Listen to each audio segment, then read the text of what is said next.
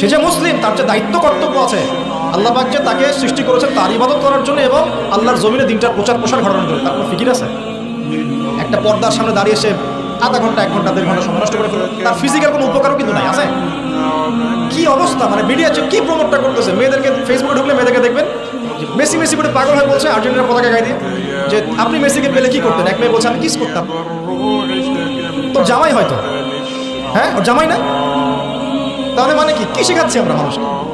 একটু ভালো করে লক্ষ্য করে দেখেন। আমার মেয়ে, মনে করেন আপনার মেয়ে আছে না, আপনার মেয়েকে আপনি 5 বছর 7 বছর হয়তো বাসায় টাইটলি আপনি মানুষ করতে পারবেন।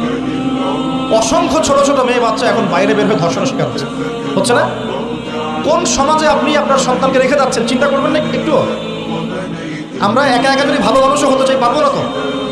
আমি আমার মেয়েকে কতদিন পর্যন্ত বাসায় বন্দি করে রাখবো? সে যখন বাইরে যাবে কি দেখবে? বাইরে দেখবে প্রতারণা, বাইরে দেখবে মিথ্যা, বাইরে দেখবে ধর্ষণ, বাইরে দেখবে ইফটিজিং।